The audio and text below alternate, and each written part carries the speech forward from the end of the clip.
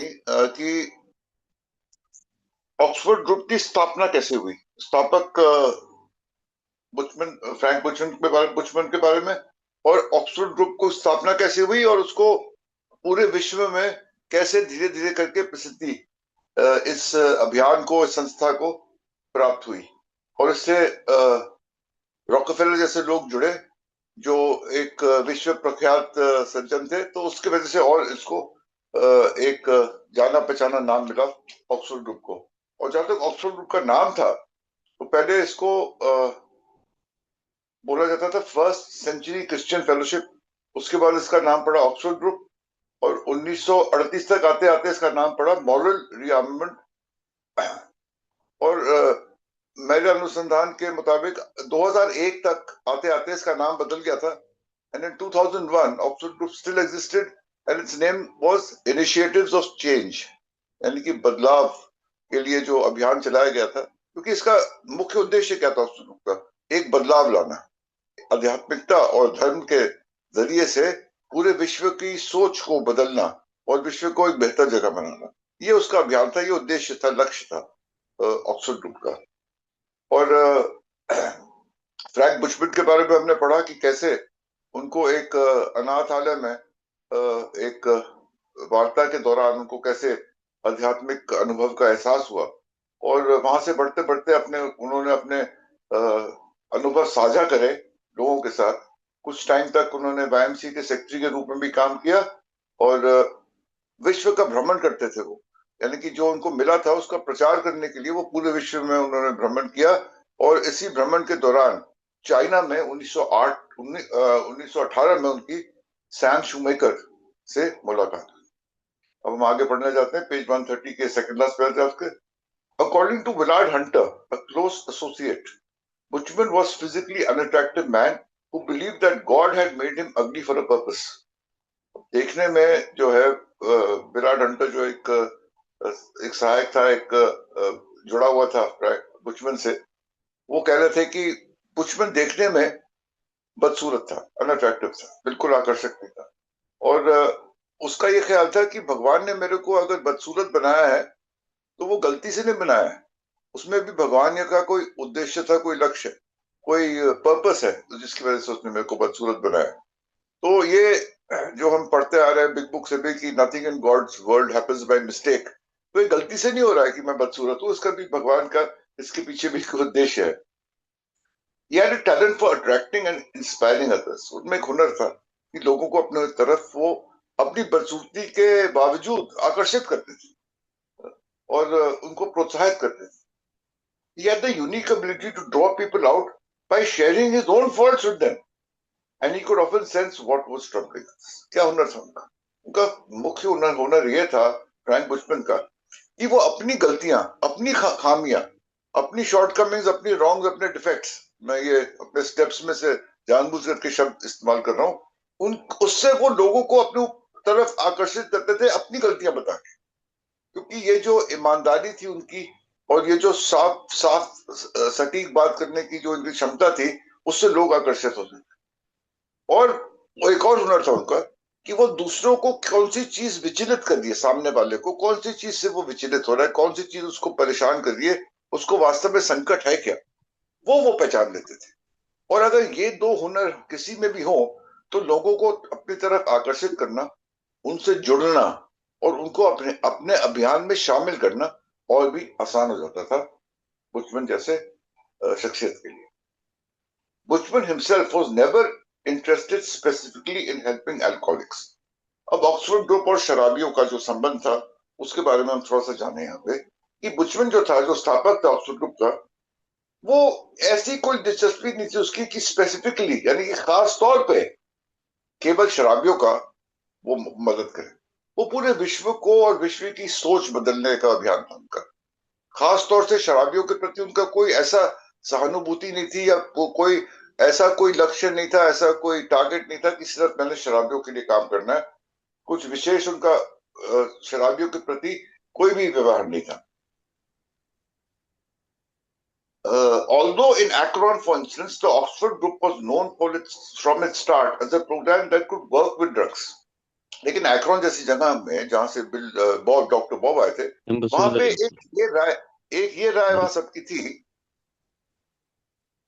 एक ये राय वहां सबकी थी कि ऑक्सफोर्ड ग्रुप जैसी संस्था शराबियों की मदद जरूर कर सकती है, क्योंकि वो जो आध्यात्मिकता और वो जो बदलाव का जो एक नजरिया था ऑक्सफोर्ड ग्रुप में, वो अगर शराबियों के अंदर आ जाए तो शराबी भी अपनी शराब को छोड़ सकता है और अपनी जिंदगी बेहतर बना सकता है।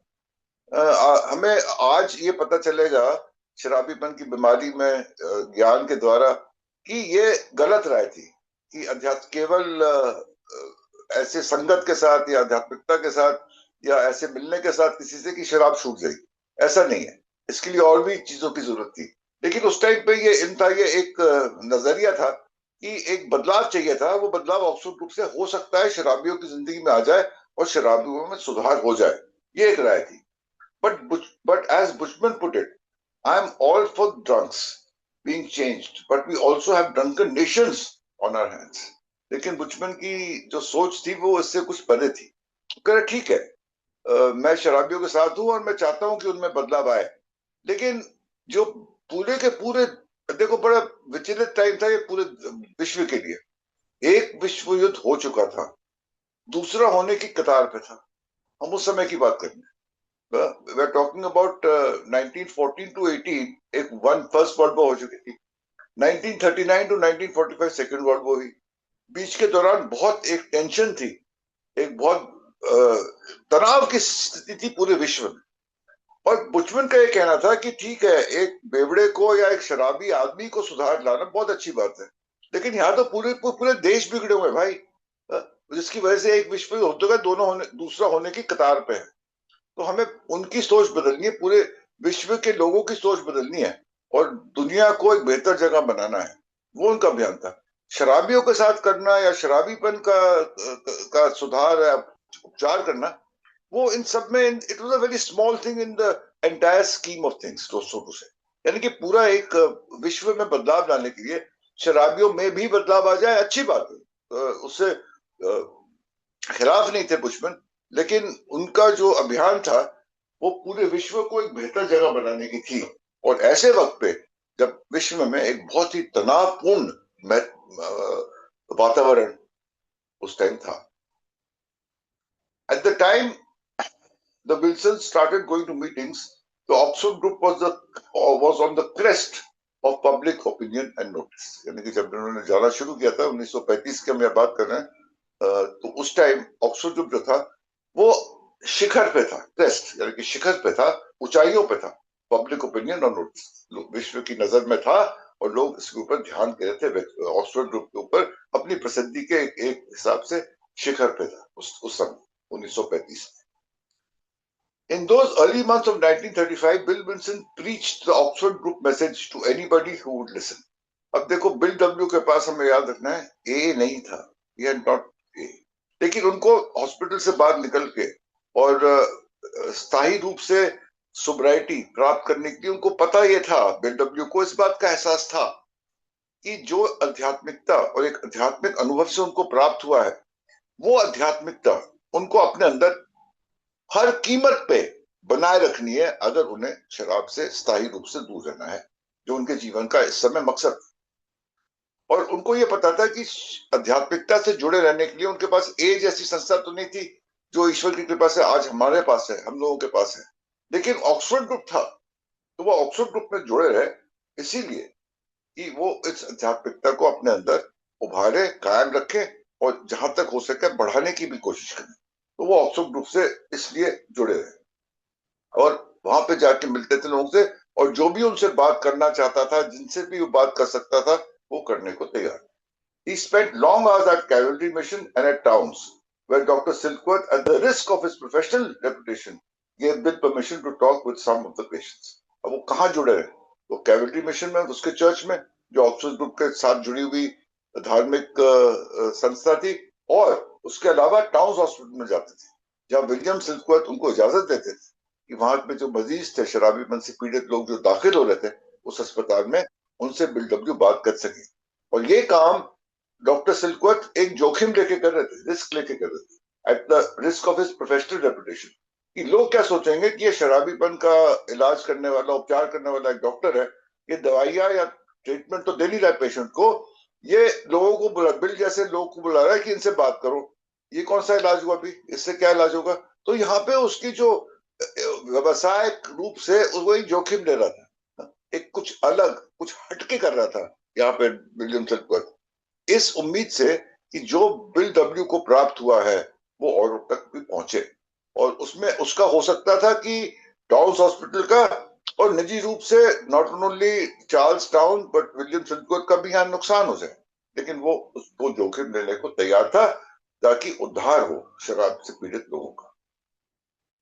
Burning with confidence and enthusiasm, I pursued alcoholics morning, Noon and night will record. और एक एक उत्साह था और एक विश्वास था, एक इंथुजियाज्म था साथ में बिल डब्ल्यू के, और उस जज्बे को उसके साथ, उस जुनून के साथ वो शराबियों के साथ काम करना शुरू किया, परस्यूड यानी कि उनके साथ लगा रहा, सुबह दोपहर रात, bill record.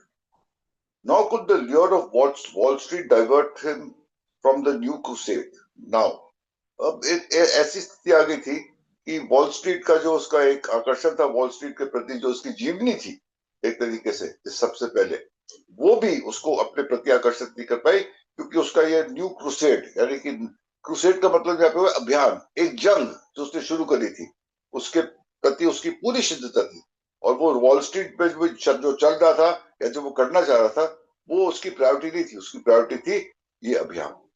Though I made a few feeble efforts to get a job, these were soon forgotten in the excitement of the new chase. कुछ छोटे मोटे उसने प्रयास करे थे कि उसको नौकरी मिल जाए कहीं वॉल स्ट्रीट में, लेकिन ये जो उसका अभियान था, larger picture, to stay sober and to help others also, ये उसका जो था, ये उसकी प्रायोरिटी थी, ये उसके जीवन का एक एक मुख्य उद्देश्य बन गया था, और इसके प्रति वो पूरी शिद्दत से लगा रहा। Lewis went on working at a departmental store, content with the new mission in the world. और लुइस भी अपने डिपार्टमेंट स्टोर में काम करती रही, and content with my new mission, यानी कि वो खुश थी, एक तरीके से उसको आश्वासित थी वो कि बिल डब्ल्यू अब सही रास्ते पे चल। She had taken the job at Losers because it was not far from Clinton Street, और उसने लोजर्स नाम के डिपार्टमेंटल स्टोर में काम करना शुरू कर दिया था। क्यों? क्योंकि वो उसके घर क्लिंटन स्ट्रीट के करीब था, ट्रैवलिंग में कम टाइम लगता। There the household grew to 3, और यहाँ पे वो कह रहे हैं कि घर में रहने वालों की संख्या जो थी वो 2 से 3 हो गई थी। तीसरा कौन था? Ebby Thacher moved in for the first of several times. Ebby Thacher उनके पास रहना शुरू किया, कई बार आया गया, इन एंड आउट रहा, क्योंकि देखो हमें ये पता है कि इतिहास बताएगी हमको, इस बारे में मेरा दोस्त राजेश ज्यादा प्रकाश डाल सकता है, कि एबी थैचर जो था वो स्थायी रूप से सोब्राइटी के लिए जूझता रहा अपने अंतिम सांसों तक, और वो इन एंड आउट होता रहा, न केवल शराबीपन से बल्कि अल्कोहलिक्स एनोनिमस से भी कई इश्यूज थे उसके साथ। तो वो इस दौरान कई बारी बिल डब्ल्यू और लुइस के साथ उसने रहता था, और कई दफे फिर छोड़ के जाता, फिर वापस आता था। तो सेवरल टाइम्स इससे लिखा है कि उसका आना जाना लगा रहा था, लेकिन वो 2 से 3 हो गए थे उस घर में। He eventually became an almost permanent guest, और आगे जाके वो एक तरीके से एक जैसे स्थायी अतिथि होता है, एक मेहमान होता है घर का, वो उसने पद लिया था एबी थैचर। वो इन एंड आउट वो होता रहा। इसके बारे में इतिहास एबी थैचर के बारे में क्या करिए, इसके बारे में मेरा दोस्त राजेश ज्यादा प्रकाश डाल सकता है। तो ये स्थिति है, और मेरे ख्याल से I think will read only till here today, समय हो गया। तो we on the fourth paragraph now, page 131 from where we did tomorrow morning. Thank you very much, Debashish, and back to you.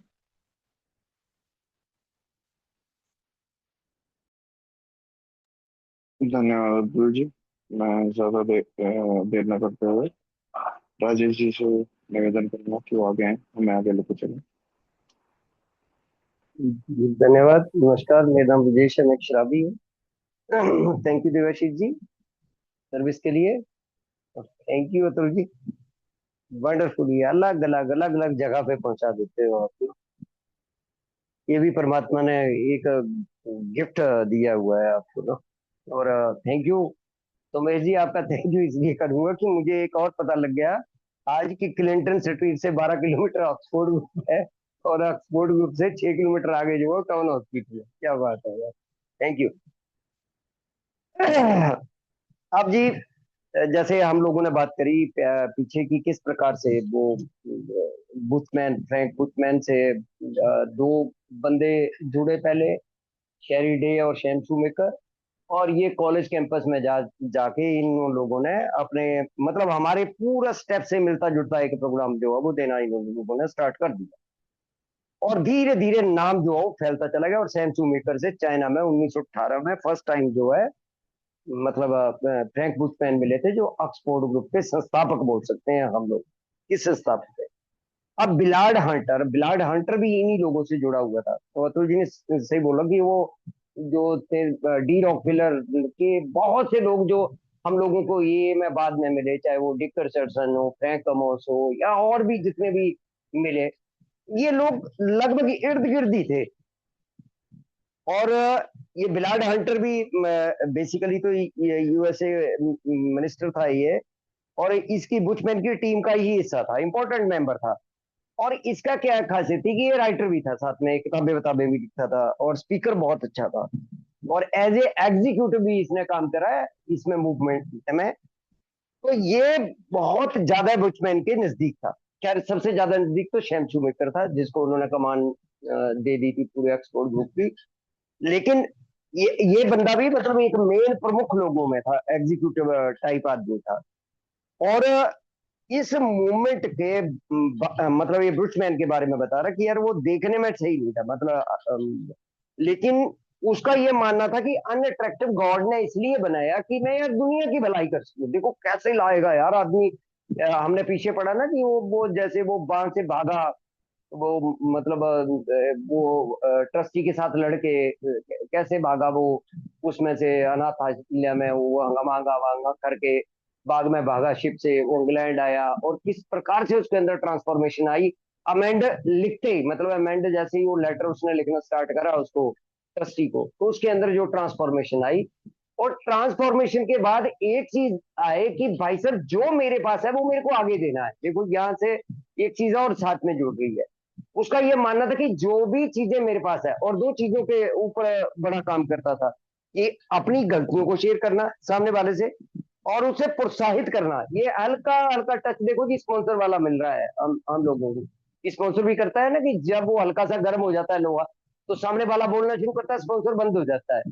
तो वो उत्साहित करना, अपनी गलतियों को शेयर करने के बाद सामने वाले को उत्साहित करना कि ये बंदा अपनी दिक्कतों की बात करे, और उन दिक्कतों को वो पहचान भी लेता था। हालांकि हम लोगों के साथ इस बंदे ने कोई खास काम करा नहीं, मैन में ना, इसका कभी भी हम लोगों के लिए कोई सॉफ्ट कॉर्नर नहीं था। मतलब शराबियों के लिए या ए के लिए अलग से कोई सॉफ्ट कॉर्नर हो, बिल्कुल नहीं। सैमसू मेकर का था, सैमसू मेकर के अंदर एक सॉफ्ट सॉफ्ट कॉर्नर था, सिर्फ सैमसू मेकर के। जितने भी ऑक्सफोर्ड ग्रुप पर हैं, हालांकि ऑक्सफोर्ड ग्रुप का बड़ा काम करा ऑक्सफोर्ड ग्रुप ने ये के लिए, स्टार्टिंग जो एरा था खासकर 1939 तक का था, 1935 से 1939 तक का, हम लोगों को बहुत सहारा दिया इन लोगों ने। लेकिन फ्रैंक बुशमैन को ही ज्यादा मतलब हम लोगों के साथ वो नहीं था ना, तो ए के साथ उसका किसी प्रकार का कोई उस प्रकार का टच रहा ना, वो चाहता था।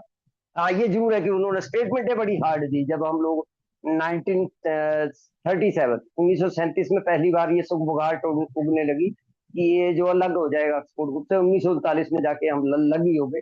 1939 सितंबर में क्लीवलैंड में क्लेन स्नाइडर ने जो पहला ग्रुप खोला था, एयरकॉली इकोनॉमिक्स के नाम से, उसके बाद तो हम ऑक्सफोर्ड ग्रुप के अलग अलग दो राहें होगी। तब तो ये हनरीटा शिवलिंग और भी जो लोग हमारे साथ थे, वो लोग भी बहुत नाराज हुए थे, बड़े कड़े नाराज हुए। लेकिन यहाँ बिल और बॉब की भूमिका बिल्कुल न्यूट्रल वाली है भाई साहब। बिल और बॉब की ये जो भूमिका है ना, जो ये एक्सपोर्ट ग्रुप का हम लोगों के साथ वो जो होना है, वहां पर बिल्कुल न्यूट्रल स्थिति में थे। कोई एक्सपोर्ट ग्रुप से अलग होने में ज्यादा भूमिका जो है वो क्लीवलैंडर की थी, क्लीवलैंड के लोगों की थी, जिन लोगों ने ये का मतलब ये संस्था नाम पढ़ने के बाद जो है वो ये वाला काम करा। अब ये 1935 में बीडब्ल्यू ने बाहर जाना शुरू करा, और थोड़ा बहुत काम करना शुरू करा। अब दो जगह है, एक ऑक्सफोर्ड ग्रुप जा रहा है, एक टाउन हॉस्पिटल में जा रहा है। टाउन हॉस्पिटल में जाते ही दो आदमी मिल गए, एक हैंकी एक फिट्जमायो। मगर टाउन हॉस्पिटल में जैसे ही बीडब्ल्यू अगस्त 1935 में ऑक्सफोर्ड मतलब अकाउंट से वापस न्यूयॉर्क आया है बीडब्ल्यू, और ये पक्की डेट भी 18 अगस्त 1935, मतलब बीडब्ल्यू जो है वो एकराउंड में काम करके, यानी कि वहां पर 6-7 लोग सोबर हो गए थे एकराउंड में, और वापस जब न्यूयॉर्क आया तब जाकर इसमें फिर टाउन हॉस्पिटल में जाकर वो जो है वो काम जो स्टार्ट करा, और वहां पर हम लोगों को 2 बंदे मिले, हैंकी और फिट्जमायर। इनके ठीक होते ही सिल्क वर्थ के अंदर जो पावर आई ना भाई साहब, उस पावर का मैं आप लोगों को नहीं कर सकता हूँ। हल्की सी झलक मिलती है हमें डॉक्टर ओपिनियन में। जब डॉक्टर ओपिनियन पढ़ते हैं तो लास्ट वाले पन्नों पे जो 2 आदमियों का जिक्र करा हुआ है उसकी बात कर रहा हूँ मैं, हैंक और फिट्जमायर का।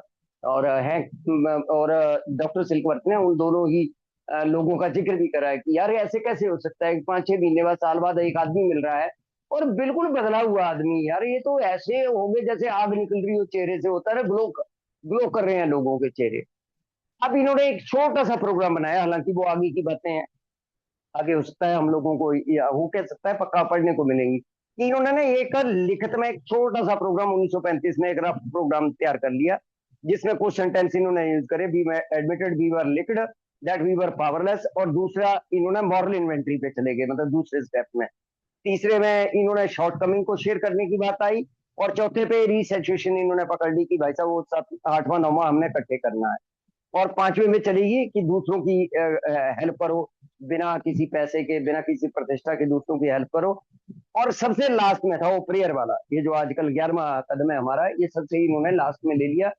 एक परफॉर्मा इन लोगों ने तैयार कर लिया कि अब बताना है ना जी दूसरों को जाके कि भाई साहब ये प्रोग्राम क्या प्रोग्राम है। तो एक 6 कदम इन लोगों ने एक रफ तरीके से तैयार कर लिए इस जगह पे आके।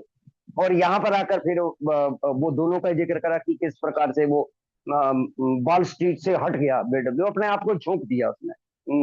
ये जो नई नई मुहिम थी इसमें पूरे का पूरा अपने आप को झोंक दिया।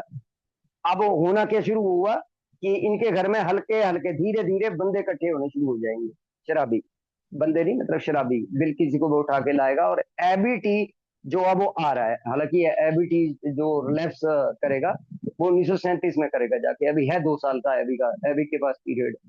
क्योंकि एबीटी के लैप्सेस का पता हमें दिसंबर 1937 में चला, जब हैंक पियोर लिखना शुरू करा उसने कि भाई कितने लोग सोबर हैं। जब वो 40 की काउंटिंग हुई थी उस दिन पता चला था कि भाई साहब ये एबी थैचर जो है वो लुढ़ गया है, इसने पी लिए दोबारा। और माथुर जी बिल्कुल सही कह रहे हैं कि पूरी उम्र ये बंदा वो लास्ट के मतलब 2.5 साल हॉस्पिटल में रहा था, जो अंतिम है मृत्यु से थोड़े 2.5 साल पहले ये हॉस्पिटल में रहा कंटिन्यूसली। तो उस टाइम की इसके पास रिकवरी है, बाकी कोई रिकवरी नहीं है, इन आउट ही है पूरी उम्र। मतलब 2-3 ये बेचारे, मेरे को मेरा बड़ा सॉफ्ट सा रहता है इन लोगों हैक्टी के साथ और इसके साथ एबीटी के साथ, इन दोनों के साथ बहुत रहता है कि इन लोगों ने बड़ा भारी काम करा, लेकिन अपने आप को रिकवरी नहीं दिला पाए ये दोनों ही, एबीटी भी और हैक्टी भी। तो इस प्रकार से यार ये एबीटी का जो जो अच्छा देखो इन्होंने 100% अपने आप को दे दिया है अल्कोहलिक एनोनिमस बनाने में ना। अभी बनने में तो है 4 साल, लेकिन अभी से ये लोग इस चीज में जुड़ गए, लोगों को अब लाना चालू हो जाएंगे और अपने घर पे रखेंगे, हर तरीके से उनको सोबर करने की कोशिश करेंगे या बाकी चीजें होंगी। तो इस प्रकार का चल रहा है। और वो उसका बता दिया लुइस का कि वो डिपार्टमेंट स्टोर में उसने नौकरी चेंज कर ली, क्योंकि वो लेसर जो डिपार्टमेंट स्टोर था वो उनके घर से बिल्कुल नजदीक था, तो इसलिए उसने जो है वो वहां पर नौकरी करनी शुरू कर दी। तो यार इस प्रकार से यहाँ तक, थैंक यू सो मच, धन्यवाद भाई, शुक्रिया। धन्यवाद राजेश जी। रिकॉर्डिंग बंद कर देता हूँ।